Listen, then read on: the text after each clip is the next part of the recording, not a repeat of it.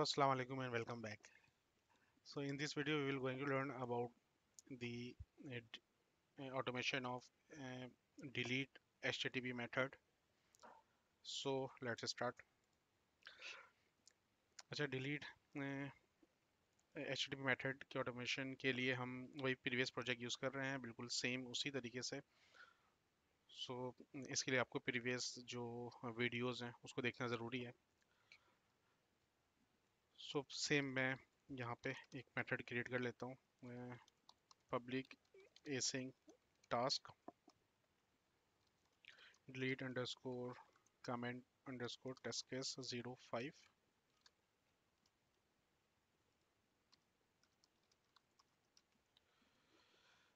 अच्छा, इसके लिए मैं पूरा कोड कॉपी कर रहा हूँ, गेट वाला मैं अगेन से टाइप नहीं कर रहा। तो हम इस कोड को समझ लेते हैं दोबारा से कि रिक्वेस्ट मैंने क्रिएट करी है, इसके अंदर न्यू कॉन्टेक्स्ट क्रिएट करके रिस्पांस का वेरिएबल बनाया है जिसके अंदर हम रिस्पांस भेज रहे हैं, क्योंकि हम डिलीट करेंगे तब हमें यहाँ पे गेट एसिंक नहीं बल्कि मुझे डिलीट एसिंक यूज़ करना है। और अगेन डिलीट एसिंक भी जो है स्पेसिफिक एंड पॉइंट जो कि हम एग्जाम्पल में यूज़ कर रहे हैं, लेट्स सपोज 5, उसी को ही यूज़ करेगा। तो बाकी सारा कोड सेम रहेगा।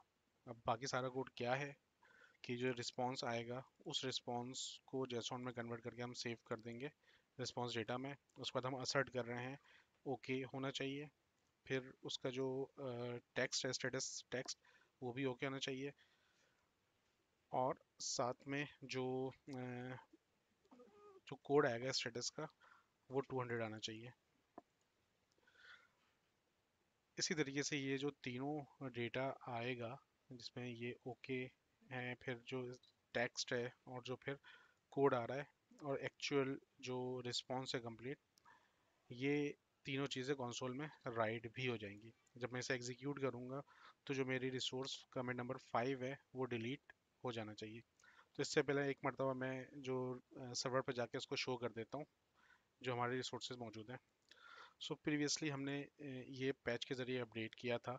अब हम क्या करने लगे, अब हम ये करने लगे हैं कि हम इसको मैं रिफ़्रेश करूं तो अभी ये रिकॉर्ड मौजूद है। इस रिसोर्स को हम डिलीट के ज़रिए से डिलीट करेंगे। सो मैं टेस्ट केस को एग्जीक्यूट करता हूँ और मैं यहाँ पर हूँ तो डिलीट हो गया, और यहाँ पे स्टेटस कोड टेस्ट केस पास भी हो गया है, कंसोल में 200 ओके राइट हो गया है, और जो मैं डिलीट करने को बोला है वो डिलीट हो चुका है। तो मैं इसको सर्वर पे रिफ्रेश करके भी देख लेता हूँ।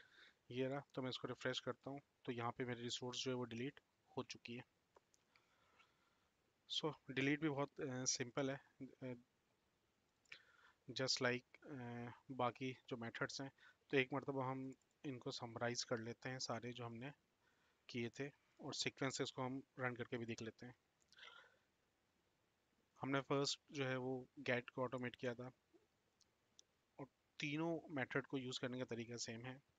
सिर्फ ये है कि जो गेट है वहाँ पे हम कोई स्पेसिफिक एंड पॉइंट भी दे सकते हैं, या जो है हम जेनेरिक एंड पॉइंट भी दे सकते हैं। जस्ट लाइक अगर मैं कमेंट रन करता हूँ तो मेरे पास सारे कमेंट्स आ जाएंगे, और अगर मैं स्पेसिफिक करके देता हूँ तो कोई स्पेसिफिक आएगा। तो उसके लिए जो मैंने यूज़ किया था, हमें रिक्वेस्ट क्रिएट करनी होती है और वो भेजना होता है जो भी हमें मेथड ऑटोमेट करना है। अभी हम गेट देख रहे हैं तो गेट के अंदर गेट एसिंग से भेजना होगा, और हम वो सेव करवा देंगे रिस्पॉन्स के वेरिएबल में, और उस रिस्पॉन्स के अंदर से हम जेसॉन जो है वो एक्सट्रैक्ट कर लेंगे और उसको हम सेव करवा लेंगे। तो इस रिस्पॉन्स डेटा के अंदर मुझे सारा जो डेटा होगा रिस्पॉन्स के अंदर जो आएगा वो मिल जाएगा।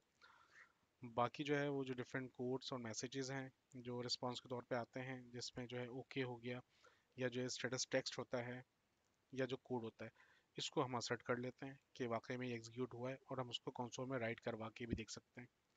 सिमिलरली फिर हमने पोस्ट देखा था कि पोस्ट में जो है हम डेटा डेटा क्रिएट करते हैं, डिक्शनरी यूज़ कर रहे हैं उसके लिए, दोनों स्ट्रिंग रखा है, और हमने जो है वो एंड पॉइंट प्रोवाइड कर दिया, और बाकी कोड जो है बिल्कुल सेम रहेगा। हाँ, जो डिफरेंस है वो ये था पोस्ट में कि पोस्ट में जो टेक्स्ट आता है रिस्पॉन्स में वो क्रिएटेड आता है और कोड 201 आता है। इसी तरीके से फिर हमने पुट किया था। पुट में जो है वो अपडेट के लिए यूज़ होता है पुट, और पुट जो है वो उसमें सारा सारी कंप्लीट रिसोर्स भेजनी पड़ती है अपडेट करने के लिए, और एंड पॉइंट को स्पेसिफिक होना ज़रूरी है। इसी तरीके से पैच में भी यही था कि हमने एंड पॉइंट बिल्कुल पुट की तरह ही भेजा है, लेकिन यहाँ पे पैच यूज़ किया है। पैच का मेथड जो प्ले राइट ने हमें प्रोवाइड किया हुआ है वही हमने यूज़ किया है, और साथ में जो है हम सिर्फ स्पेसिफिक जो है वो रिसोर्स देते हैं जिसे हमें अपडेट करना होता है, और डिलीट में जो है हम कंप्लीट जो है वो एंड पॉइंट देते हैं जिसे हमें डिलीट करना है।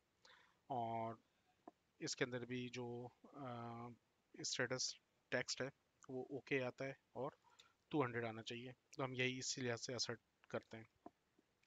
तो इसको एक मरतबा अगर मैं एग्जीक्यूट करके दिखाऊं कि मैं अगर इसको रन करूं, मैं इसको रन टेस्ट करता हूं, तो ये मेरा स्पेसिफिक टेस्ट जो है उसको गेट जो है चल के ये मेरे सारा जो है वो रिसोर्स लेकर आ रहा है।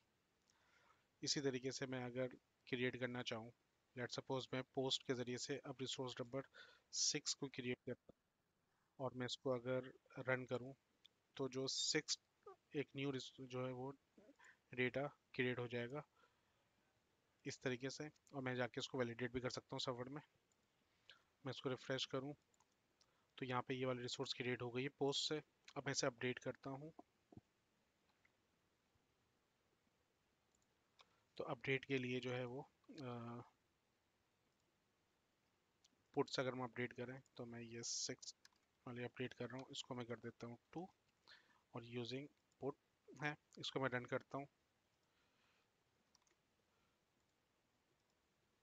तो जो मेरी रिसोर्स थी वो अपडेट हो जाएगी। तो इसको मैं चेक भी कर लेता हूँ, सर्वर पर इसको मैं रिफ्रेश कर रहा हूँ, तो ये मुझे अपडेट हुई भी नज़र आ रही है। इसी तरीके से अब इसी को मैं पैच से अपडेट करता हूँ,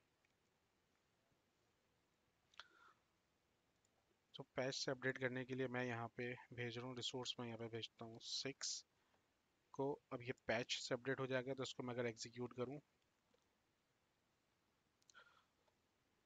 और मैं जाके चेक करूँ सर्वर पे, तो ये पैच से अपडेट हो गया ही है। और इसी रिसोर्स को मैं डिलीट करता हूँ,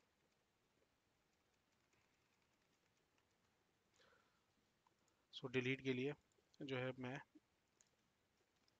एंड पॉइंट जो है मैं 6 वाली जो हमने हमने क्रिएट किया था उसी को हम रन करके चेक करते हैं, और सर्वर पर जाके मैं इसको अगर देखूँ तो ये जो 6 वाली है एंट्री वो डिलीट हो गई। सो ये पूरे सीक्वेंस से जो है हमने उसको गेट किया, पोस्ट किया, पुट के ज़रिए से, फिर पैच और फिर डिलीट की यूज़ किया है। सो ये बिल्कुल बेसिक सी ऑटोमेशन है, और आगे जो वीडियोस के अंदर हम इसकी एडवांस ऑटोमेशन देखेंगे। So that's it for now, thank you for your time, अल्लाह हाफिज़।